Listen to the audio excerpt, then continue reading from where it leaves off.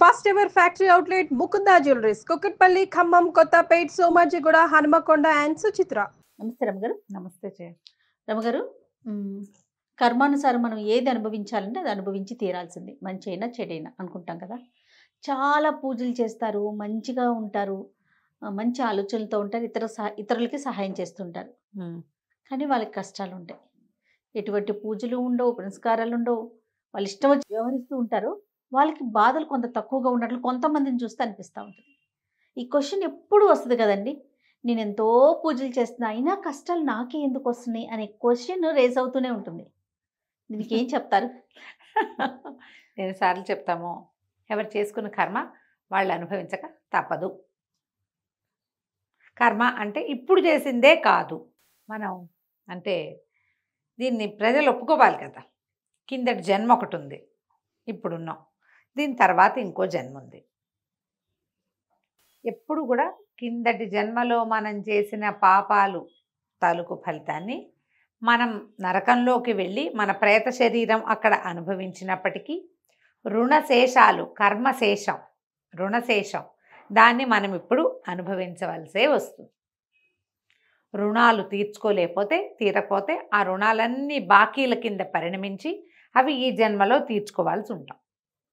ఈ రుణాల్లో అన్నదమ్ములు, అమ్మా నాన్నలు, సంతానము, చుట్టుపక్కల వాళ్ళు, వ్యాపారంలో భాగస్వాములు, మన దగ్గరుండే పనివాళ్ళు, మన వాకిట్లో ఉండే కుక్క, మన పెరట్లో ఉండే ఆవు, ఇవన్నీ కూడా మన రుణాల్లో భాగంగానే ఉంటాయి.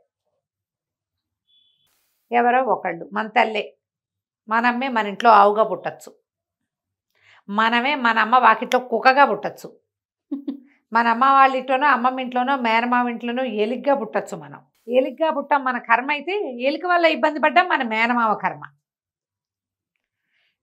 ఒకడు ఎలుకగా పుట్టాడు అంతే, వాడి కర్మవశాత్తు వాడు ఎలుక అయ్యాడు అనుకో, వాడు ఒక ఇంట్లో చేరుతాడు.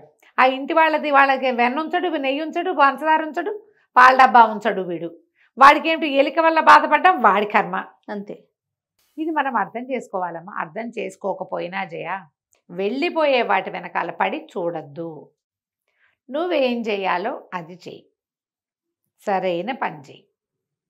అన్ని నీ పనులు చేసుకుంటూ దాంట్లో సరైనదని లోకం దేన్ని నమ్ముతుందో, శాస్త్రము ధర్మము దేన్ని సమర్థిస్తున్నాయో, ప్రకృతి మనకి ఏది చేయమని చెబుతోందో అది చెయ్యి.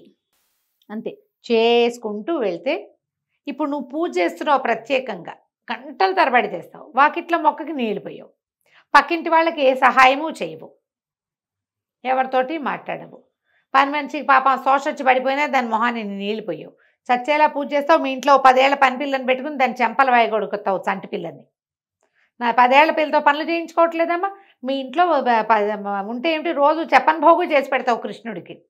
పని పిల్ల ఆకలి చూడవే, చిన్నపిల్లది 10 ఏళ్ల పసిమొహం, అదేం పని చేస్తుంది అనుకోవు నువ్వు. అవును, నేను పూజలు చేస్తున్నా అంటే నువ్వు చేసే అకార్యాలు ఉన్నాయి చూడు, దుష్కార్యాలు ఏమంటారు, దుష్ట కర్మలు, చేయకూడనివి, అవి నువ్వు చేస్తూ ఉంటావు. నువ్వు చేసే పూజ చెప్తావు, నేను ఎంతో పూజ చేస్తా అని. ఈ వ్యవహారంలో ఇంకొక పాయింట్ ఏంటంటే, నేను ఇన్ని చేసినా నేను కష్టపడుతున్నాను, అదేం చేయట్లేదు, అది సుఖపడుతుంది. ఈ వాక్యాలు మానేయాలి, ఆ వాక్యాలు మానేయాలి. మనది మనమే చూసుకోవాలి. కర్మ సిద్ధాంతం ప్రకారము ఎదుటివాడు బాగున్నాడనటం కూడా మన నెత్తి మీద పడుతుంది. మన అకౌంట్లో పాయింట్ యాడ్ అయిపోతుంది. మనం అనుభవించాల్సిన ఇంకొక బరువు మన నెత్తి మీద పడిపోతుంది. వీళ్ళు ఒట్టి పాపిష్టి వాళ్ళు, ఆయన ఏమంటారు, సరే రకరకాల బూతులు వస్తాయనుకో, అలాంటివేవో అని. అయినా వాళ్ళ ఇంట్లో డబ్బు ఉంది, వాళ్ళ ఆవిడికి బోల్డన్ నగలున్నాయి, వాళ్ళ పిల్లలు టింగురంగా మన ఉన్నారు, వాళ్ళ కార్లున్నాయి, వాళ్ళ ఇంట్లో కుక్కలున్నాయి, పని వాళ్ళు ఉన్నారు, బాగుంది. సుఖం ఉందో లేదో నువ్వు ఏనాడైనా చూసావా?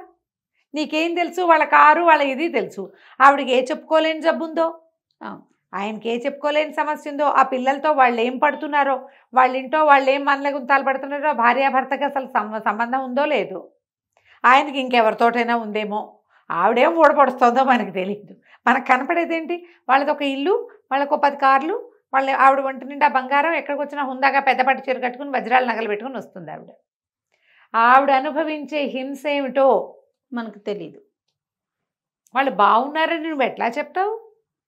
వాళ్ళు ఏమనుకుంటారు, హాయిగా ఉన్నారు, చిన్న ఇల్లు, మన కొంపలాగా ఇంత పెద్ద ఇల్లుగా, డబ్బును వాళ్ళ కష్టాలు ఏమీ వీళ్ళకి లేవు, హాయిగా ఉన్నారు, చక్కగా సింపుల్గా కాటన్ చీర కట్టుకుని నేను సుఖంగా ఉంది, చీర వెళ్ళిపోతున్నాను అనుకుంటానేమో ఆవిడే. అనుకోవచ్చుగా, అంతేగా. బాగా చెప్పారు రమ్మగారు. అనుకోవచ్చు కదా. నేను మనం చూడు కొన్ని ఫంక్షన్లకి కాటన్ చీర కట్టుకెళ్తామా మనం అనుకో, వాళ్ళు అంత గ్రాండ్గా కట్టుకున్నారు, ఏమిటో కాటన్ చీర కట్టుకొచ్చుకున్నాం మనం అంటాం. అదేవతో మన ఆడపడుచు పెనుమావ గారు కూతురు ఒక చిటిపిల్లి వస్తుంది మన దగ్గరికి, అబ్బాయి ఎంత హాయిగా ఉందో కాటన్ చీర, ఈ ముష్టి చీరలు కట్టుకోలేక చస్తున్నాం అంటుంది. అంతే. అప్పుడు మనకేమనిపిస్తుంది? అబ్బా భలే మంచి పని చేశాను అనిపిస్తుంది. ఆ ఏసీ హాల్లో ఏసీ పోయింది సడన్గా, మనం సింపుల్గా ఓ నల్లపూసల గొలుసు 3 జతల గాజులతోటే వెళ్ళాము అక్కడికి. హాయిగా ఆ నగలు వేసుకున్న వాళ్ళంతా చెమటలతో అబ్బా సుఖంగా ఉంది, ఈ వస్తువు తీసి ఎక్కడ పెట్టలేము, సెక్యూరిటీ గోలా, మెళ్ళ ఉంచుకోలేసి వస్తున్నాం, చెమట పోస్తుందని అంటారా? అప్పుడు నీకేమనిపిస్తుంది? ప్రశాంతత ఉంటుంది. అది తర్వాత వాళ్ళ నగల మీద మన విలువంతా పోతుంది. అవును. ఎప్పుడు కూడా ఎదుటి వాళ్ళు బాగున్నారని, వాళ్ళు ఏమీ చెయ్యట్లేదు, నేను ఎప్పుడైతే పూజ నేను చేస్తున్నాను అని నువ్వు అనుకున్నావో ఇక నీ అకౌంట్లో పూజ లేదు. అంతే అంతే. పూజ ఏమన్నా నన్ను ఉద్ధరించడానికి చేస్తున్నావు, నువ్వు అన్నం తింటల్లా, నువ్వు గాలి పీల్చట్లా, నువ్వు పూజ చేస్తున్నావు. ఈ 3 సమానం అమ్మ, అర్థం చేసుకోండి ఆ మాట. పూజ నువ్వు దేవుణ్ణి ఉద్ధరించట్లేదు, మన ప్రశాంతత కోసం, నీకు సంతోషం, నిన్ను పుట్టించిన భగవంతుడు, నిన్నొక మనిషిగా ఉంచిన భగవంతుడికి నీ కృతజ్ఞత నువ్వు తెలుసుకుంటావు. నువ్వు గ్రాండ్గా తెలియజేయి, సింపుల్గా ఒక తులసి దళం పెట్టు, నీ విధి. నువ్వు బతికున్నావు గాలి పీలుస్తావు, బతికున్నావు పూజ చేస్తున్నావు, అంతే, 2 సమానం. బా ఇంకేం లేదు అందులో. నువ్వు చేసే గ్రాండియర్ ఉంది చూడు, అదేమిటో వెండి విగ్రహాలు పెట్టి, బంగారు గంటలు పెట్టి, బంగారు దీపారాధన కుందులు పెట్టుకుని, ఇంత పెద్ద పెద్ద కుందు, ఇంత కుందు పెట్టినా, చిట్టి మట్టి ప్రమిద పెట్టినా భగవంతుడికి ఒకటేనమ్మా. ఆయనకేం అక్కర్లేదు, ఆయనకు కావాల్సిందల్లా శ్రద్ధ, నీది బుద్ధి, శ్రద్ధ, నీ శ్రద్ధ. నిన్ను అది చూస్తాడు. నువ్వు వెండి దాంట్లో పెట్టినా, బంగారు ప్లాట్ఫామ్లో పెట్టినా, పెద్ద మండపం చేసిన, అవన్నీ నీ తృప్తి కోసం నువ్వు చేసుకునేవి.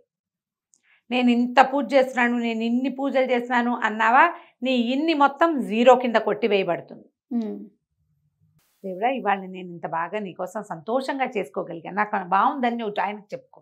నాకు చెప్పే ప్రయోజనం ఉంది, లోకానికి చెప్పేవా పోయిందే, నువ్వు దేవుడికి చెప్తే ఉంటుంది. అది మనం గుర్తించాలి. అది తెలుసుకోండమ్మా.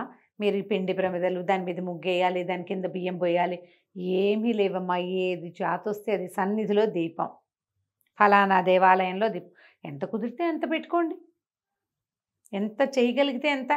చెప్తున్నా కదా, వెండి ప్రమిద పెట్టిన వాడికి లభించిన ఫలితమే మట్టిది కాదు. ఇవాళ రేపు ఆవు పేడతో చేసిన చిన్న చిన్న ప్రమిద లభిస్తుంది. మట్టి ప్రమిద, ఆకులో, దొన్నెలో ఏదైనా ఒకటే ఫలితాన్ని ఇస్తుంది. దీపారాధన, దీపంతో భగవంతుడిని, ఆ పరజ్యోతిని దీపజ్యోతితోటి ఆరాధించడం. ఈ చేసాం, చెందాం, ఈ భావాలు మానేసేయాలి. వాళ్ళంతా ఏం చేయట్లేదు, వాళ్ళు సుఖపడుతున్నారు, నేను ఎన్ని చేసినా నేను కష్టపడుతున్నానంటే, అమ్మ ఈ లోకంలోకి ప్రతివాడు వాడి సద్దిమూటలు మోసుకొచ్చుకుంటారు. వేడన్నం అయితే పంచు తినగలం, సద్దన్నం ఎవరితో పంచుకుంటామమ్మా చెప్పు? మన సద్ది మనమే తినాలి కదా, మనది మనమే మోసుకోవాలి కదా. మళ్ళీ ఇలాంటి మాటలు మాట్లాడి కొత్త సద్దిని రెడీ రెడీ చేసుకుంటున్నాం. మళ్ళీ భవిష్యత్తు రాబోయే పుటకలన్నిటికీ ఈ మూటలు మోసుకెళ్తాం మనం. ఆ ఉన్న మూటకి ఇంకొంచెం యాడ్. ఏదైనా కష్టం వస్తే భగవత్ సహాయంతో కష్టాన్ని దాటాలి, నిందించకూడదు. నిందిస్తే అది మళ్ళీ యాడ్ అయిపోయిందిగా. కాంప్లికేటెడ్ కదా ఇది చాలా. రమ్మగారు నాకు ఒక్కొక్కసారి అనిపిస్తుంది, రమ్మగారు మీరు చెప్తా ఉంటారు కదా, మంచి చేస్తే స్వర్గంకి వెళ్తాం, చెడు చేస్తే నరకంలో శిక్షలు అనుభవిస్తాం. కానీ ఇప్పుడు మనకి ఆల్రెడీ అనుభవించి ఉంటాం, అది మంచో చెడో, స్వర్గమో నరకమో ఫేస్ చేస్తుంటాం కదా, మనకు తెలియదు కదా ఆ ఫీలు.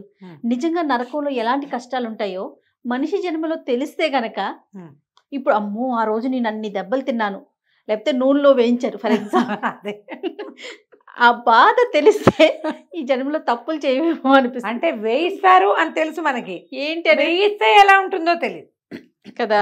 అవి తెలిస్తే ఈ జన్మలో సర్దు ఉండదేమో అనిపిస్తుంది రమ్మగారు. అవును కదా, కానీ అది తెలియచేయరు కదా, మనం మర్చిపోతాం. అసలు మంచి తెలీదు, చెడు తెలీదు. చెడు తెలియదు. కాకపోతే అప్పుడప్పుడు మనకి ఎప్పుడు తెలుస్తుందంటే, ఏదో పెద్ద ఇబ్బంది, ఏ జన్మలో ఏ పాపం చేశానో ఇలా అయింది అనిపిస్తుంది. ఖచ్చితంగా ఇది మనం ఇప్పుడు చేసింది కాదు అని మనకి చాలాసార్లు అర్థమవుతుంది. గుర్తు చేసుకోండి ప్రతి వాళ్ళు, ఏదో ఒక సర్టెన్ ప్రాబ్లం, ఒక సమస్య, మనది ఏ తప్పు లేదు, కానీ మన నెత్తి మీద బండ పడిపోతూ ఉంటుంది రమ్మగారు. ఈ బండ ఎక్కడి నుంచి వచ్చి పడింది? మన ప్రమేయం లేకుండా మన జీవితాల్లోకి ఇలాంటి ఒక తుఫాను ఎలా వచ్చేసింది? మనకి తెలిసి మనం ఎవ్వడికి ఓ రూపాయి అప్పు ఉండము, ఒక రూపాయి మోసం చేయము, ఒక చెడ్డ మాట అని ఉండము. అవును. ఎవరికైనా వీలైతే ఏదో కొంచెం చిన్నదో పొన్నదో చేతనైంది సాయమే చేస్తూ ఉంటాం. అలాంటి వాళ్ళకు కూడా జీవితాల్లో బండలు పడవా? పడతాయి. ఎవరి జీవితం ఏది లేకుండా వెళ్తుంది? ఏ ప్రాబ్లము లేని వాళ్ళకి అనారోగ్యము, పిల్లలు సరిగ్గా పుట్టకపోవటం, పిల్లలే పుట్టకపోవటం, పుట్టిన పిల్లలు సరిగ్గా ఉండకపోవటం, సరిగ్గా ఉన్న పిల్లలు పెద్దవాళ్ళు కాకుండానే వెళ్ళిపోవటం, అన్నీ బాగుంటే వాడికి చదువు రాకపోవటం, వాడికి ఏదో దుర్వ్యసనాలు ఉండటం, మగుళ్ళకి ఏదో దుర్వ్యసనాలు, ఆడవాళ్ళకి జబ్బులు, ఏవో లేకుండా ఎవరైనా ఉంటారామా? మరణాలు, సమీపంలో మరణాలు, చుట్టుపక్కల ఇళ్లలో మరణాలు, తట్టుకోలేని తనం. ఇవన్నీ ఏం చేయాలి? మనం వీటిని తట్టుకుంటూ ముందుకెళ్ళాలి. దీనికి మనకి తోడేమిటి? ఈ సముద్రాన్ని, సంసార సాగరాన్ని దాటడానికి ఆయన భగవంతుడు ఒక చిన్న నావ, పరమాత్మ. ఆ భగవంతుడి సహాయంతో మనం ముందుకెళ్ళిపోవాలి. భవాబ్దిని దాటడానికి లక్ష్మణ్ కరావలంబ స్తోత్రంలో చెప్తారు, భవాబ్ది పోత అని. ఈ భవము అనే ఈ సంసారం అనే సాగరంలో ఒక చిన్న నావ నువ్వు. పోతము అంటే నావ. సంసార సాగరాన్ని ఈదాలంటే మనకి ఎవరిదైనా సహాయం కావాలి. మనుషులు అన్నప్పుడు రారమ్మా, దేవుడు నువ్వు ఎప్పుడు తలుచుకుంటే అప్పుడు ఉంటాడు.